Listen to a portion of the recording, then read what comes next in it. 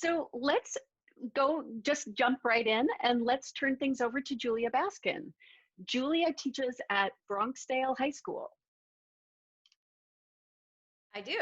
Okay, let me get started. Let me put my timer on to make sure I don't talk too much. Hi, everyone. So I'm going to just give you a little background on this thing I created. It's definitely more of a teaching strategy than like a new kind of like internet-based tech thing, but I think it's useful. I think it's interesting. So I'm excited to share it. So yeah, so I teach at Bronxdale High School. It's a small public high school in the North Bronx. It's about like 450 students. So I teach all 11th graders US history and AP US history. I've been there about 7 years. And our school really cares about inquiry and student-driven learning and kind of progressive ideals. And we're like trying to implement those as much as possible with remote learning. And just to kind of like give you some context for how this all came about. So we were lucky in that we've been using Google Classroom for a while and we invested in Chromebooks so we could give those to our students. But a lot of our students really struggle with tech access because of internet issues, because of a lot of siblings in the house.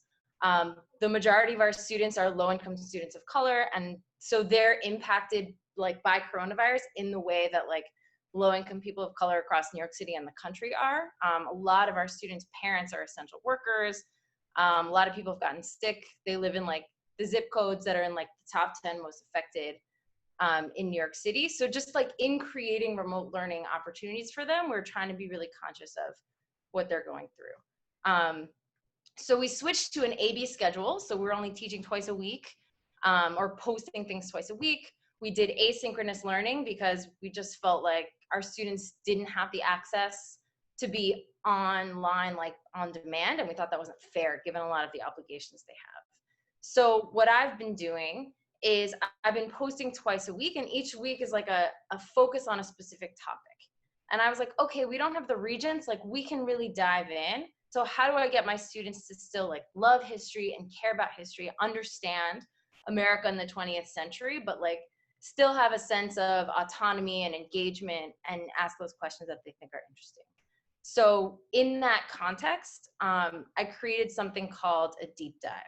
So I'm going to share my screen with you just so you can kind of see. Is that okay, Renee, if I share my screen? Yeah, okay. So yeah, I'm going to share. And just what I'm going to show you is the stuff that I put in the deep dive folder. So can you guys all see the deep dive Google folder? Yeah, okay. So what a deep dive is it's looking at a topic in history. So the one I'm going to use is the Great Depression. And it's creating like 4 worksheets or activities on a subtopic. And the reason I did this was so that students could like still activate the history skills that I wanted them to have, but have some element of choice in what they thought was interesting. So each deep dive has a couple videos that I found online that kind of give an overview and some comprehension questions. So I'm assessing like, do you get what's going on? Do you understand the big picture? They also have a document analysis. So it's like a small, usually primary source, but sometimes it's like a news article or historical analysis.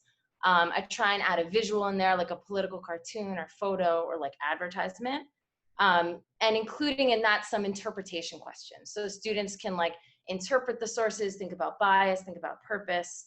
And then I end with the reflection question that's comprehensive and argumentative. So it's like you have to think about it. There's no right or wrong answer. You have to make a claim. You have to make an argument. You have to use your sources to support it. So in that way, I'm not just getting like, do you understand the topic, but can you make a claim? Can you use the evidence? Can you analyze? And since that response is only a paragraph long, it gives me like a quick way to assess if students are keeping up with the craft of writing, because it's always important, but they're gonna be 12th graders, they're applying to college, like we need to make sure their writing is where we need it to be. So that's something that's basically what the deep dive is. I'm gonna show you some examples of what they look like for my Great Depression unit. So I try and make them really diverse. So I did one about daily life during the Great Depression, thinking about how did children experience it? How did teenagers experience it? How did rural versus like urban living people experience it? And I included some excerpts from interviews. I had another one about the stock market, right? Because some students are like, wait, stock market investing, like business, like how'd the money work? They don't care about like the daily lives of average people. They want to know about how did millions of dollars disappear in like 1 second, you know? So for them, I included a political cartoon and a segment from a news article. I also included a connection to today.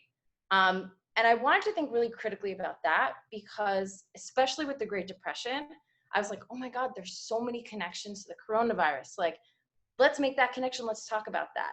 But then I had to step back and think that when we're talking about, you know, hugely increasing levels of unemployment, maybe to my students, like those aren't statistics, like maybe those are their parents. And to just think like maybe not every person wants to engage in the intensity of this moment all the time. And so I wanted to give them that option, but also give them a chance to not have that option if that's what they didn't want to engage in. And the last one I did for the Great Depression was art and culture. So I really try and think about what I know about my kids and what I think they might like. And I asked them to tell me which one they chose so I can see like if everyone's choosing current events and art, okay, those are topics that they think are interesting. So when I do my next round, I'll make sure to keep those in. So they're not, you know, it's nothing crazy. It's nothing like new or different or, you know, like a new app or something, but it's just like a different way to think about maintaining inquiry and maintaining student choice in remote learning. And just in terms of results, it's not like this is a miracle and I have like 85, 100% engagement, you know, everybody loves these. But what I'm noticing is that the students who are engaged are staying engaged, that they're coming back week after week, that they're doing them, that they're commenting. And so I think, you know, the students who are able to like be in it in this remote learning context are into this and they like it. And I think they appreciate kind of getting to choose. I'm thinking about how to like integrate this for the future, right? When we go back to like whatever hybrid of real and remote learning September will look like. But I want to survey students. I want to see what they think. And I think it's a valuable way to think about history. So that's my deep dive. Excellent. Thank you so much, Julia. So we have a few minutes for questions.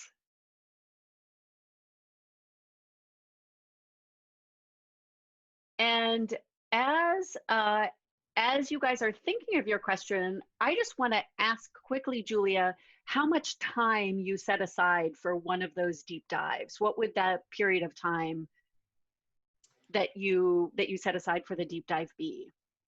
Like the time that students have to do it or the time that, yeah. I mean, because I post Tuesdays and Thursdays, I post the deep dives on a Thursday and they're not due till that next Tuesday. So students have a while.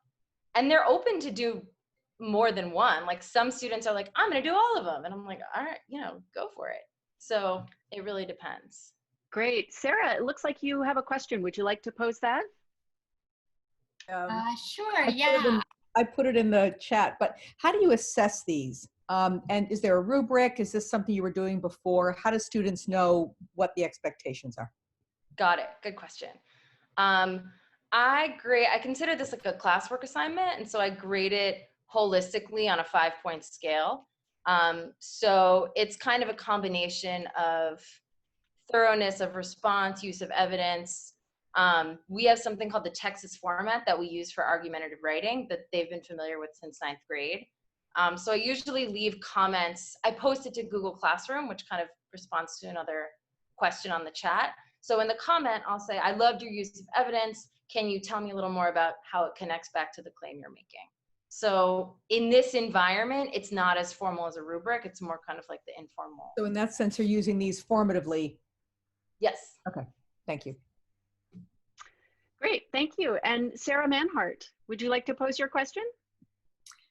Yeah, thanks. I was curious how you post them online. Like, is that sheet you were showing us, are you putting that into Google Classroom and they type right in it, or like what does that look like?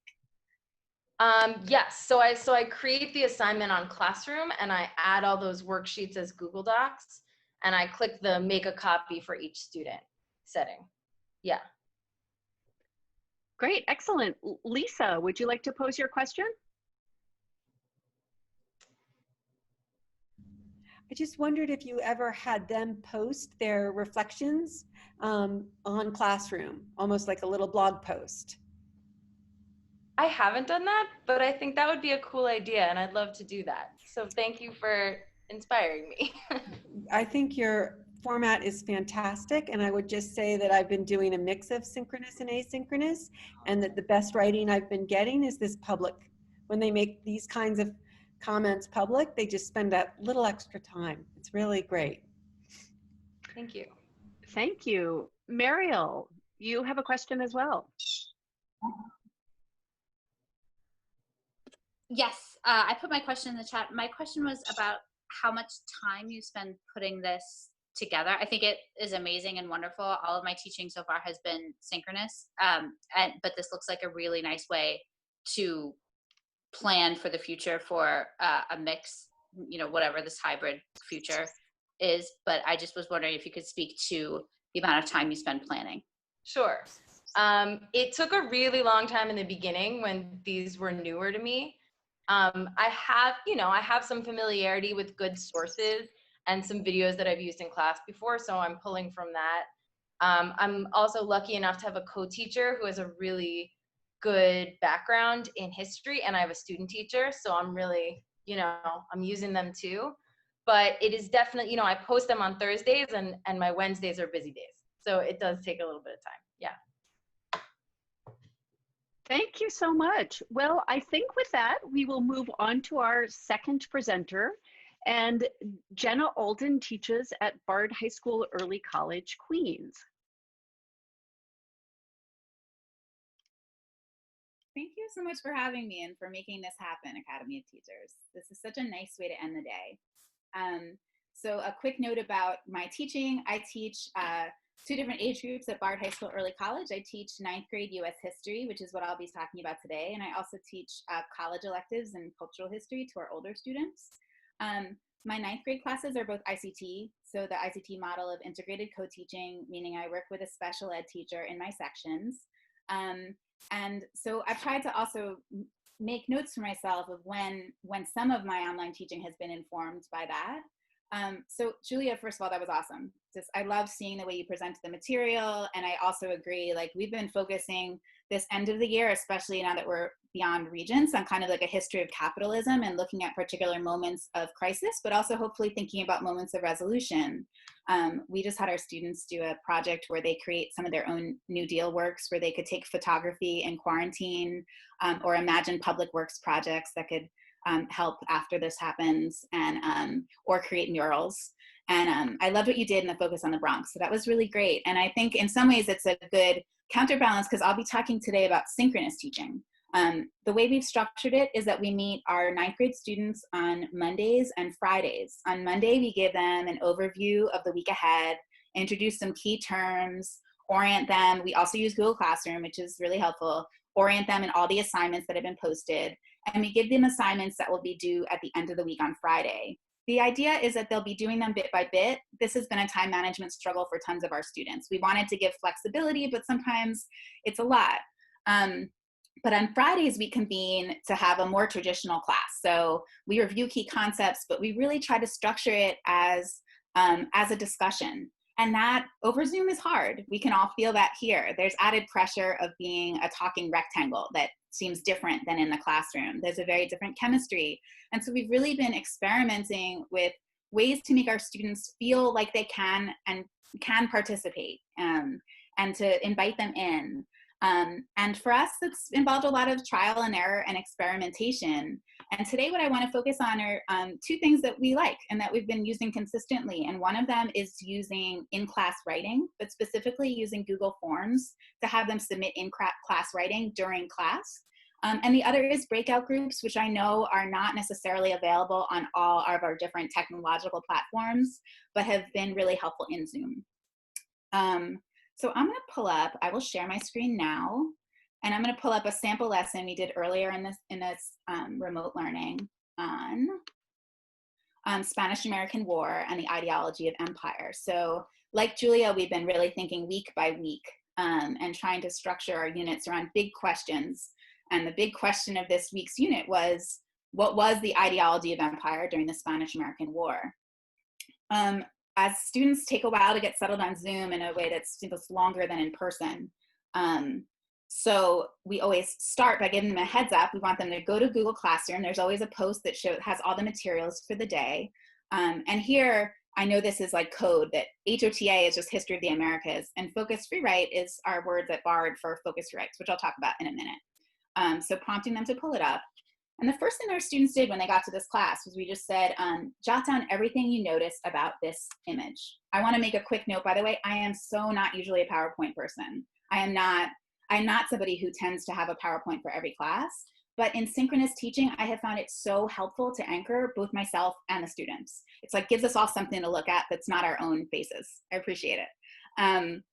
In this case, we showed this image from the 1904 World's Fair. This was just an image that was hung up at the World's Fair. So in the aftermath of the Spanish and American War, it's this important moment for kind of like asserting this imperial identity. And we just said, first, jot down everything you notice here. And Renee and I were corresponding a little bit about this. Renee is used to our writing and thinking methodology because she used to teach at one of the Bard High School early colleges. And it's really nice to give a moment to students just write down what they notice or observe before they do any analysis, before the pressure of like coming up with something smart to say, just to like, what do you see? So this is the what do you see moment that they're doing privately. This is not something that they show us. But after this, we then said, we gave them a focus rewrite. So this is part of the BARD writing and thinking approach. It's a core part of our pedagogy at our school and at all the schools that are part of our ever-growing franchise. And the idea is using writing to kind of enable thinking to happen in the classroom. I hope I'm doing justice to that. My good friend and dean, Laura Heimson's in the house, and I bet she could explain it really beautifully. I love in-class writing when I'm with my students. It gives them a moment to process before talking. I think discussions ask students to talk, listen, and think all at the same time.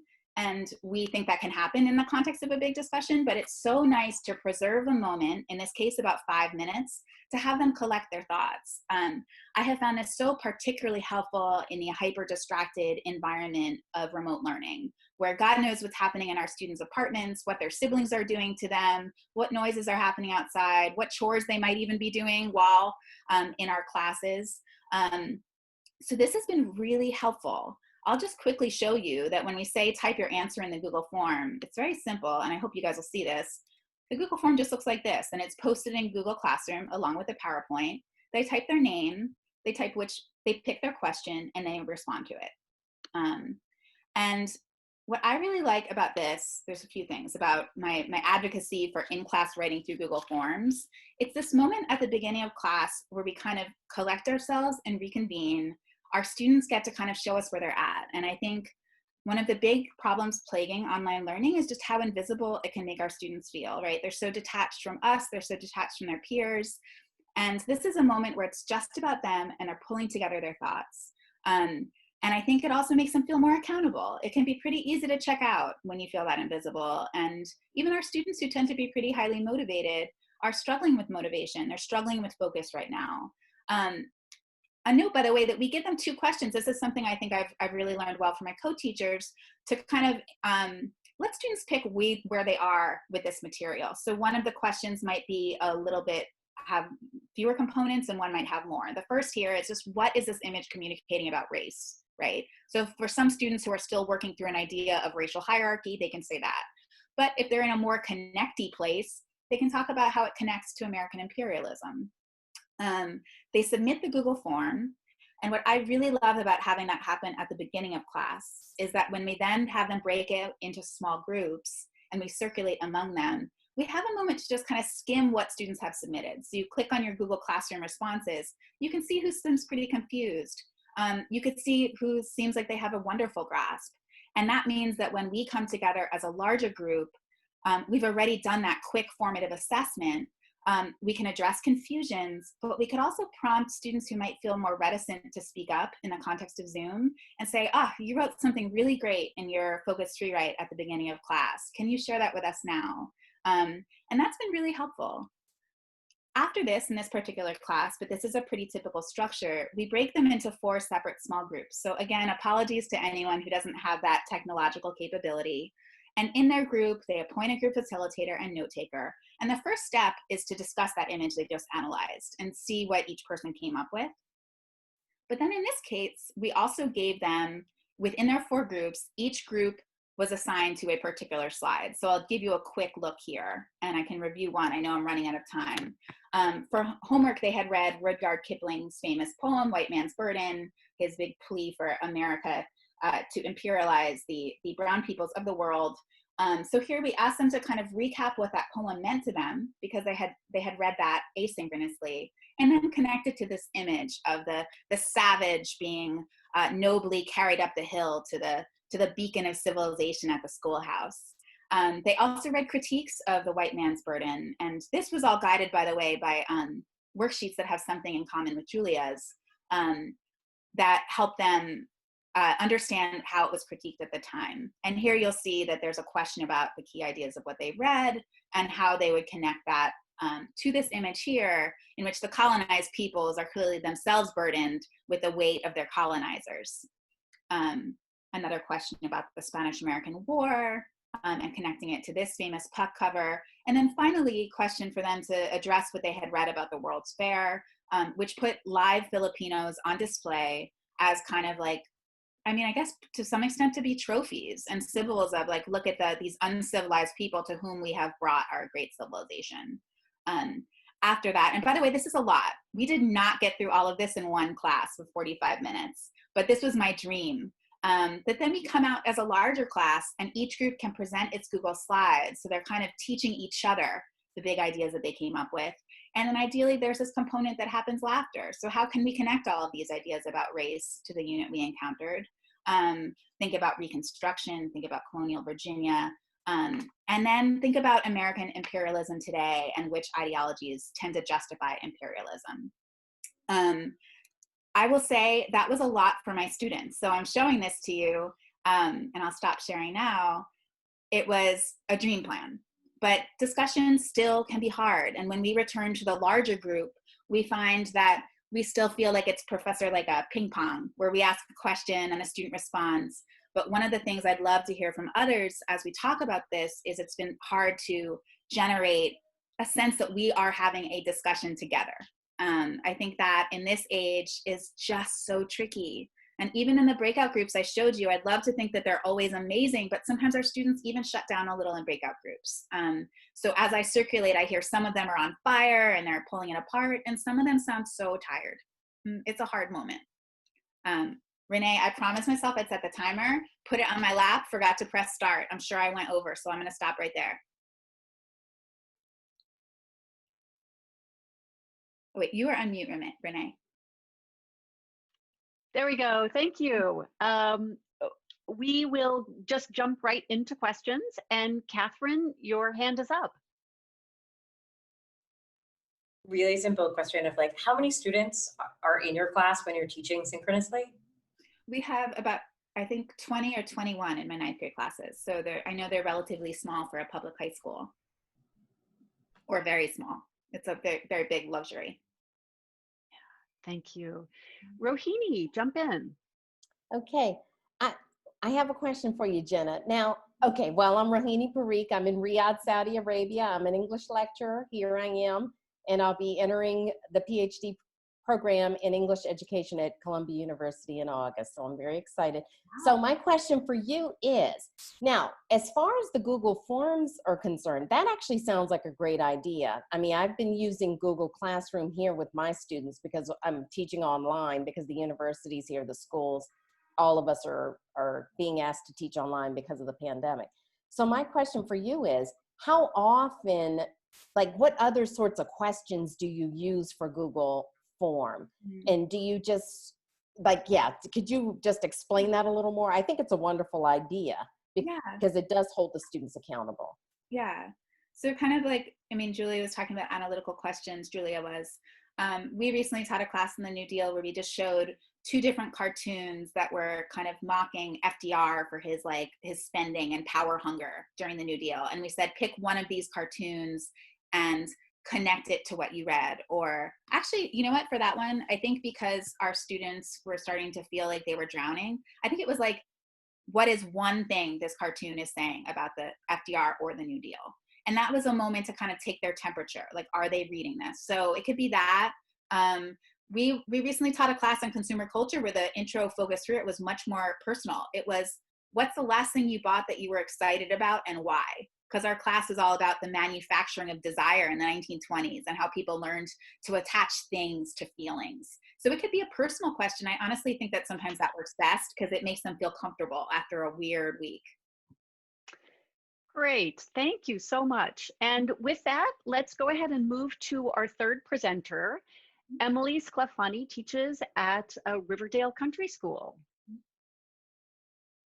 Great, thank you so much. Jenna, I loved your presentation and also yours, Julia. I love the way that you're getting your kids to think really critically and still do, engage all of those essential skills about close reading of primary sources and making connections. I actually wonder, Jenna, if you've ever, it looks like you're using Google Slides for your presentation.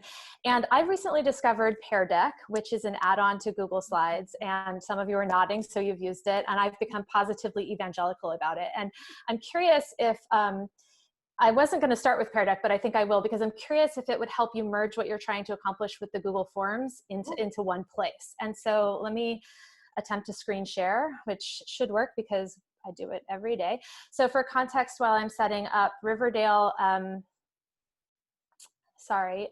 Riverdale has a schedule in place where we are teaching synchronously twice a week for each class. And so we toggle back and forth between synchronous and asynchronous. We didn't really abandon our original schedule. And so it's not like your Monday and Friday model. It's just whenever our classes sort of normally met. So I think that there are 2 things that this might really appeal to you about Pear Deck.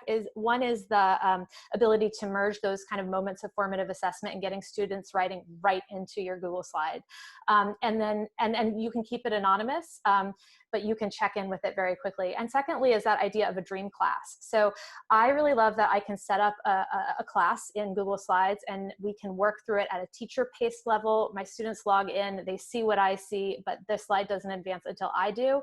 And then when we finish class, I can switch it over to student paced and they can finish the assignment on their own for their homework or in preparation for the next class. So Pear Deck is an add-on for Google Slides. So if you just pick add-on and get add-ons, you should be able to find it. Sorry, I have to move this. And I just want to show you what it looks like when you open it up. It creates a control doc over on the right that will it will create the possibility for you to put questions right into the slide. It can be something where I'll show you an example of a draggable in a second. So this was my class on Vietnam, and I have a typo in the slide, which is mortifying to me, so I apologize. But I asked the kids a question based on their initial reading, and then they all got a dot that they got to put on the spectrum. And it actually blew me away what a wide variety of reactions the kids had. And I could project this to them, and so they get an anonymous sense of the feeling of the room. And then for some kids who might be quiet or disappearing into their rectangles, right, maybe it creates some curiosity and they want to interrogate their classmates about why they thought, why they had an answer or response to this that was so different from theirs. So I really like the draggable. There are lots in the template library. You can just do a temperature take, for your kids, ask them to sort of check in. Do they understand? Are they a little confused? Do they really need help? You can do like 4 corners activities. Do you agree, disagree? This is a really simple one where I actually just asked a kind of fact check question. And of course, the wonderful thing about Google Slides is that you can also embed media content. You can link to a video you want them to watch, or an image you'd like them to explore, and then have them come back and check in with a question. But for what you were describing with the free writes, this was a question that I really wanted them to actually sort of engage without having the context. This is obviously a really complicated image. I apologize. I meant to warn you that there are violent images in the slideshow. But I wanted the students to react to this photograph the way that many Americans did in 1968 without understanding the context first. And so I asked them to write a response. The way that students encounter this is they would click on their screen and it opens a text box for them. I'm not showing you through the Pear Deck interface just because I wanted to preserve my students' anonymity, although I do realize I could probably make this bigger for you by presenting. And so, sorry, you'd think I'd be better at this by now. The box is blocking the button I need, and I don't want to mess with it too much. But you can see that here, my students were able to write actually quite a bit right there in the Google slide. It's anonymous. They don't see each other's work, but as they are writing, you actually see the writing come up. So if you're looking to check in and give them some opportunities for formative assessment, and then if you have more time later and you want to, you can go back and add feedback right there into the Pear Deck. So I really like this application quite a lot. I'll do things like at the end, I will ask students, just check in, like, are there any questions you have that you'd really like me to address at the top of next class, or what reflections do you have? It's, I guess, a kind of an exit ticket. And so there's a lot that you can do with this that I find really useful. So the thing that I've been struggling with, I think, and really trying to find solutions for in my own teaching is how, I can't make this bar move. Oh, here we go. How do we guarantee that students are, or try to make better, I mean, we can't guarantee anything, but create opportunities for them to really feel more engaged, or to even mandate 100% participation and make sure they're not disappearing behind the screens. And I do think that the things, again, the kind of close reading and writing and critical writing we want them to do, a lot of them are able to progress with that with our help asynchronously. But what I'm trying to recreate in the synchronous settings is something of the seminar dynamic that we have when we're in a traditional classroom. I've also really liked Padlet, and I don't have a ton of time left, but I wanted to share with you an exercise that I did with my students based on when we were studying the civil rights movement. And the context here, they had read their textbook treatment of the civil rights movement. They had watched a little bit of Eyes on the Prize, particularly focusing on the Birmingham campaign, and they had read the letter from Birmingham jail. But I wanted to try to, I think I had several goals for this class, and one admittedly was I wanted them to know more about the civil rights movement. I think that probably those tensions we all feel perennially about how to balance breadth of coverage and depth of analysis just feel so exacerbated in this environment where we have less time with our students and we're worried about all the overwhelming feelings that they have and experiences they are dealing with. So I wanted them to be able to know more, but I also wanted to give them, and this is a recurring theme I'm hearing today, a little bit of agency and choice about what they wanted to explore further on their own. I wanted to promote hopefully some more enduring learning by asking them to apply what they knew to a novel context and look at it through a new critical lens.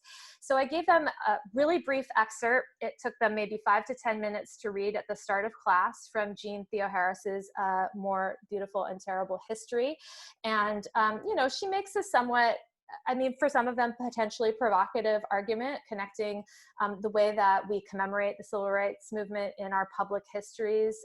She actually connects it to sort of lost cause rhetoric and early commemorations or early histories of the Civil War, and says that both of these ways of remembering, while one is celebratory and one is kind of romanticizing a tragedy, are both precluding further action.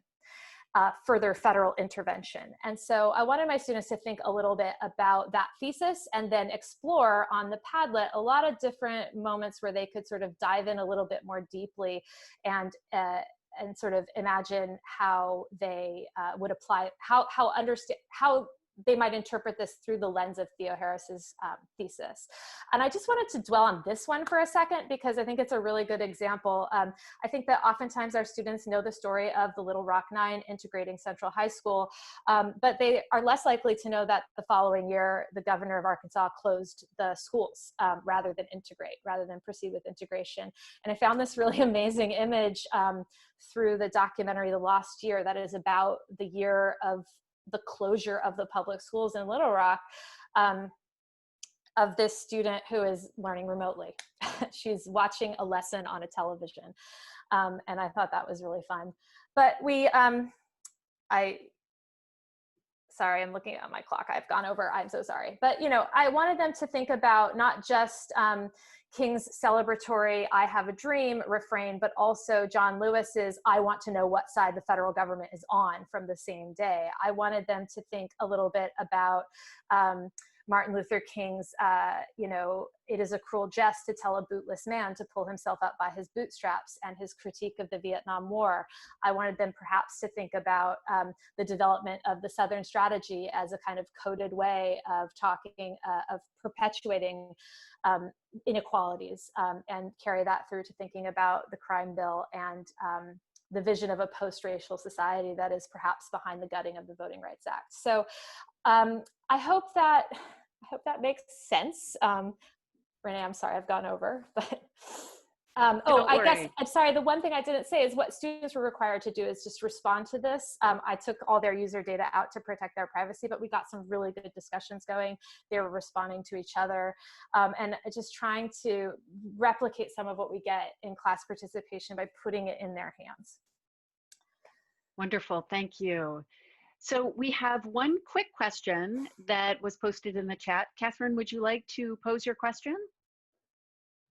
Yeah, really technical question. Do the kids have to have the Pear Deck extension downloaded as well? They don't, and I wish if I had more time, I would have helped. I would have like done it with you so that you could experience it as they do. What it does in the beginning, it generates a join code, and they just have to have internet access. So if they go open a browser and they go to joinpd.com, and then they enter the join code, and then it projects the slides. And then do you make your slides available to them separately? Sometimes, sometimes I do. It depends on my learning goals for that particular day.